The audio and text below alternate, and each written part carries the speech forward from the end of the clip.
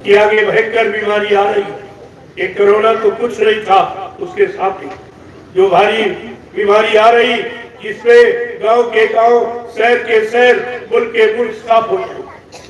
ये सब मकान खाली पड़े रहेंगे, कोई रहने वाला दिखाई नहीं देगा। और तुम आज एक एक जमीन पे झगड़ा करते हो, क्योंकि तुमको भविष्य मालूम नहीं। आगे आने वाला समय इतना खराब ना आपको दिखाई देता, और अगर बताया जाए तो तुम्हारी समझ में नहीं आता। ये विनाशकारी विपरीत बुद्धि है, जो अच्छा बताने पर, अच्छा समझाने पर और कुछ लिया नहीं जा रहा, आपको दिया जा रहा और फिर भी आपकी समझ में नहीं आ रहा। इसका मतलब विनाशकारी विपरीत बुद्धि। तुम्हारा विनाश होना है, इससे तुम्हारी बुद्धि अच्छे सच्चे काम को समझने में काम नहीं करे। ये सब आपको सोचना चाहिए। तो हमारी तो ये प्रार्थना है, मैं आपके बचाव के लिए केवल प्रार्थना ही नहीं कर रहा हूँ, बचने की दवा भी लेके आया। जो दवा हिंदुस्तान में आज तक न किसी ने बांटी और न कोई बांट रहा, न आगे कोई बांट सकेगा, ये है सच्चाई। इसको कहते हैं असलियत। ये सब मालूम हो जाएगा कौन असली है कौन नकली है, क्योंकि 1 करोड़ साधु महात्मा बन गए दाढ़ी बाल के द्वारा, लाल पीले कपड़े पहनकर, छापा तिलक जनेऊ चंदन मंदिर लगाकर बाहरी भेद बनाकर 1 करोड़। देश की ये हालत, ये क्या करते हैं? धर्म की ये हालत, पुण्य की ये हालत, अच्छाई सच्चाई की हालत, इनसे जवाब लिया जाएगा। तुमने ये भेद धारण किया है, क्या भेद के अनुसार तुम्हारे में कर्म है, तुम्हारे में ज्ञान है, तुम्हारे में कर्तव्य है, कोई शक्ति कोई भक्ति है? ये क्या जवाब देगी? क्या जवाब? सती वो काम करेगी, दूरदर्शी ये काम करेगी, ऐसा नहीं। किसी देश में भिखारी नहीं, केवल भारत में। अब बताइए आप, जिस देश में 1 करोड़ की संख्या भिखारी बन जाएगी, कोई काम नहीं करेंगे, खाना इनको चाहिए, कपड़ा इनको चाहिए, ऐसो आराम इनको, बिजली पानी इनको, तो आएगा कहां से? वो देश गरीब नहीं तो क्या अमीर हो जाएगा? जिस देश की 1 करोड़ संख्या कुछ नहीं कर रही, और ये सब मान सम्मान लूट रहे हैं। अच्छा भोजन चाहिए और अच्छी यानी सब विलासिता की वस्तुएं, इनको सब चाहिए।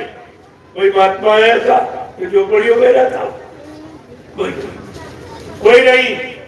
इस समय केवल मीडिया पत्रकार कह रही एक महात्मा ऐसा है जो नैमिषारण्य में रहता, वो झोपड़ी में। झोपड़ी मेरी पहचान है, आज भी आप देख लीजिए, मैं झोपड़ी में ही आया। मैं महलों में, घर मकानों में रहने वाला नहीं, झोपड़ी मेरी पहचान। जब झोपड़ी है तो हमें क्या चाहिए? झोपड़ी में जो रहता है उसको चाहिए क्या? केवल 2 रोटी का खर्चा, 1 रोटी दोपहर एक साथ। अब आप सोच लीजिए, न मैं फल फूल मेवा खाता हूँ, न दूध घी लेता हूँ, न घी तेज तली वस्तुएं प्रयोग करता हूँ, न बाजार का कोई सामान प्रयोग करता हूँ, केवल 1 रोटी दोपहर एक साथ। आप सोच लीजिए, मेरा कोई खर्चा, मेरे कोई बीवी बच्चा है नहीं जिसके लिए आपसे झूठ बोलूंगा या सत्य करूंगा या आपको धोखा दूंगा। और वैसे ज्ञान दृष्टि से देखो, तुम्हें सब मेरा परिवार, ये जितना बैठा ये मेरा परिवार। अगर परिवार न समझता तो मैं आपके लिए क्यों आता, क्यों प्रसाद देने तुम्हारे घर आया, गलियों में और मतलब यानी सब जगह आवाज लगाकर लोगों को दे रहा हूँ कि आने आने खराब समय से बच जाए, इनका बचाव हो जाए। तो हमदर्दी के अलावा और कोई इसमें हो सकता? ये तो सच्ची हमदर्दी है, बिना लाभ के। यहाँ बिना लिए कोई आपको दे नहीं सकता कोई चीज, और यहाँ दिया जा रहा, आपसे कुछ लिया नहीं जा। ये सब आपको समझना चाहिए कि सच्चाई कहाँ है और झूठ कहाँ है और सत्य कहाँ है, असली कहाँ है और नकली कहाँ, ये सब समझ में आ जाना चाहिए। कितने लोग झंडा लिए घूम रहे हैं, इस मिशन में भी तो लिए, ये गुर्दों में भी तो झंडे और लिए। मैं तो उनसे कहता हूँ, तुम कह रहे हो बाबा जी चले गए, अगर तुम्हारा सच्चा है तो झंडा गाड़ कर एक प्रेत आत्मा को आप हटा दो और एक बीमारी कब कर दीजिए, हम तुम्हारी बात मान लेंगे। और नहीं तो यानी जब मैं झंडे के द्वारा तमाम भूत प्रेतों को उतारता हूँ, तमाम बीमारियों को कम करता हूँ। ये काम हिंदुस्तान में कोई नहीं करे। ये सच्चाई तुम्हारे सामने है। इस सच्चाई को कोई बदल नहीं सकता और इस सच्चाई के आगे एक दिन सबको झुकना पड़ेगा। कोई ऐसा नहीं। बाबा जी ने पहले भी कहा, लेकिन ये लोगों ने स्वार्थ लोभ लालच में इतने अंधे हो गए कि उन्होंने गुरु की सारी बात भुला दी। इनके बाद गुरु का कोई वचन नहीं, सब बाबा जी ने क्या कहा था? कहा भी बात पर समझा रहे, सुना रहे, सब तरफ से मना रहे और आपको पाप कर्मों से माफी दिला रहे।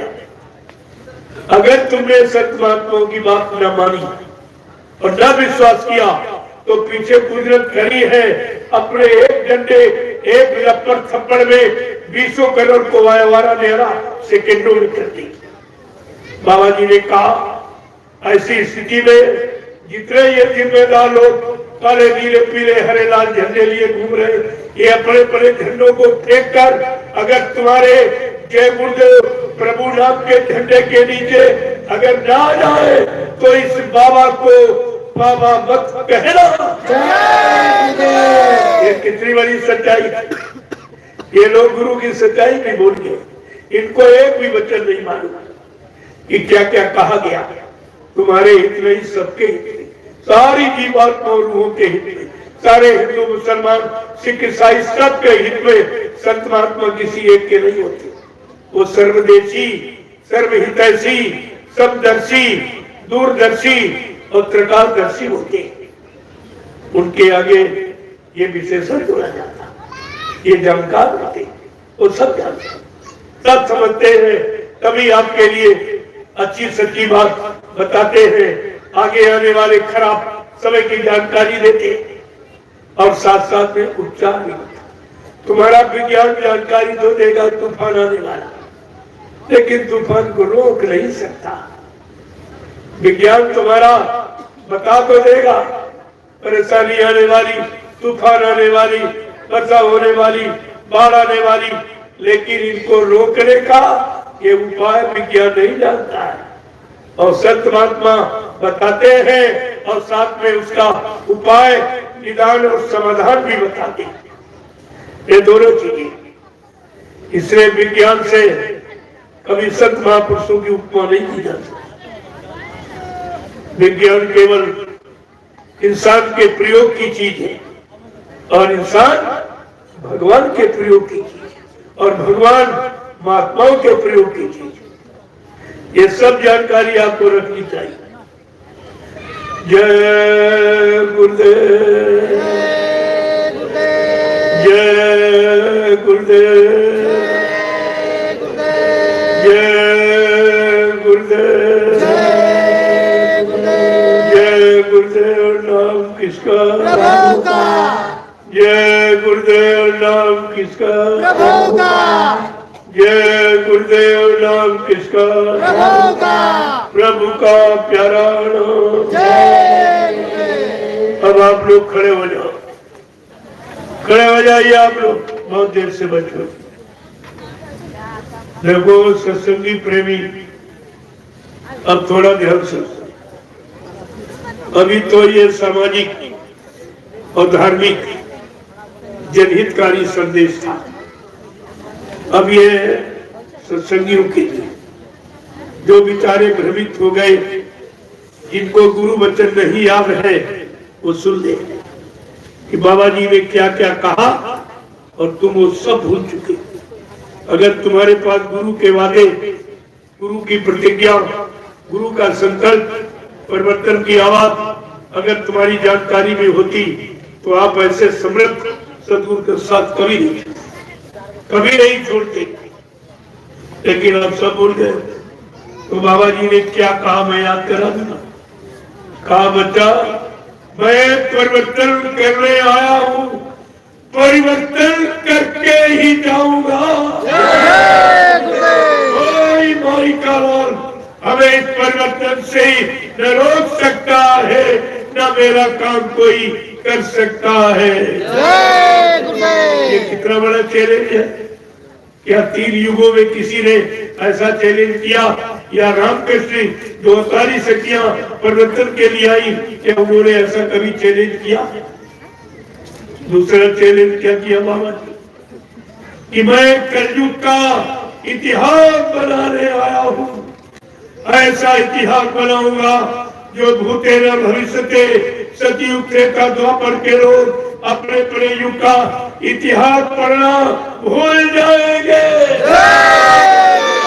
ऐसी भारत भूमि पर ऐसा चमत्कार करके दिखाऊंगा जिसको हिंदुस्तानी नहीं सारा विश्व नमस्कार करेगा। कितना बड़ा चैलेंज कहा, मेरी परिवर्तन भूमिका व्यवस्था के आगे एक दिन सारा विश्व नतमस्तक, जो विश्व का परिवर्तन करने आया तुम कहते मर के चला गया। ये विश्व का परिवर्तन कौन करेगा? देसी प्रदेशी परिवर्तन के लिए रामकृष्ण आए, विश्व परिवर्तन के लिए नहीं आएगा। देसी प्रदेशी परिवर्तन, इतनी आपत्ति मुसीबत थी, इतने कष्ट में उनको रहना पड़ा, इतना इंतजार करना पड़ा। 14 वर्ष इंतजारी की भगवान राम ने। एक छोटा सा परिवर्तन, राम राज की स्थापना था, एक छोटी आवाज निकाली थी। उसके लिए 14 वर्ष इंतजारी। कहा? जंगलों में, अयोध्या में नहीं, राजगद्दी पर बैठ के नहीं, जंगलों में 14 वर्ष। अब आप सोच लीजिए, इंतजारी, बिना इंतजारी का कोई इतिहास नहीं, इंतजारी ही तो इतिहास बनता है। 14 वर्ष। अभी तो बाबा जी को 10 वर्ष हुए और तुम बीते में हल्ला मचाने लगे, चले गए चले गए चले गए चले गए। तो बाबा जी ने तो ये कहा था, न मुझे कोई मार सकता, न मुझे कोई धोखा दे सकता, न मुझे कोई धन दौलत सामान से खरीद सकता। मैं अपना काम करने आया हूँ, काम करके ही जाऊंगा। वो गांधी बात पर चूक गए, बच्चा मैं चूकने वाला नहीं हूँ। वो गोली के शिकार कर दिए गए, लेकिन मुझे मारने के लिए अभी सच्ची में कोई गोला बारूद नहीं तैयार। अपने काम करने के लिए अगर जरूरत पड़ी तो इसी शरीर में 400 वर्ष तक रहूंगा और काम करके ही जाऊंगा। क्या 400 वर्ष का समय निकल गया जो तुम चिल्ला पड़े बाबा जी चले गए चले गए? अभी तो हिंदुस्तान की धरती पर यह प्रचार कराया गया कि बाबा जी के शरीर की उम्र 116 वर्ष और 10 वर्ष की, इस समय 126 वर्ष की, और जिसने 400 वर्ष का वादा था। क्या झूठ बोलते थे? क्या झूठ बोल के, क्या झूठ बोलने वाले को आपने गुरु बनाया था? ये सवाल से पूछा जाएगा। किस तारीख में मैंने क्या कहा? हिंसा के महायज्ञ कराए जो धरती पर किसी ने कराए नहीं। पहला अहमदाबाद साबरमती तट पर, दूसरा अयोध्या में, तीसरा काशी मंगोले नगरी में, और का बच्चा अभी चौथा यज्ञ बाकी है जो सतयुग आगमन का हुआ। चौथा यज्ञ सतयुग आगमन का, वो यज्ञ में जब कराऊंगा 6 महीने पहले प्रचार करूंगा। और वो यज्ञ किसी पुरानी धार्मिक नगरी में नहीं होगा, किसी बड़े शहर कस्बों में नहीं होगा, धार्मिक नदी किनारे नहीं होगा। एक बियाबान जंगल में एक छोटी सी नदी, उसमें 10 करोड़ प्रेमी इकट्ठा होंगे। चेला कितने हैं? 45 करोड़। पहले छटनी करके बता रहे कि 10 करोड़ उस सतयुग आगमन के यज्ञ में शामिल होते हैं, और बाकी सब इधर उधर स्वास्थ्य लोग लालच को इधर भाग जाएगा, इधर भाग जाएगा, उधर भाग जाएगा। 10 करोड़ प्रेमी उस जंगल में इकट्ठा होंगे चौथे यज्ञ में। मैं उस चौथे यज्ञ में सतयुग आने की तारीख की घोषणा करूंगा, तब बताया जाएगा किस तारीख में सतयुग आई। कर ले कोई नकल है किसी के अंदर सामर्थ्य नकल करने, तो आपको ये सब बच्चों को याद रखना चाहिए। याद रखते तो आप कभी नहीं भूलते कि अभी तो कुछ नहीं हुआ, अभी किसी काम की शुरुआत नहीं हुई। इन स्वार्थी लोभी लालचियों ने बाबा जी के जाने की शुरुआत की, फिर ये काम करेगा कौन? इनसे आप पूछिए, क्या तुम कलयुग हरा सकते हो, सतयुग ला सकते हो? क्या हमारी जीवात्मा को जगा के परमात्मा से मिला सकते हो? हमारे किसी पाप करने में माफी दिला सकते हो? अगर आप पूछने लगो प्रेमियों, 2 मिनट में सच्चाई का राज खुल जाए।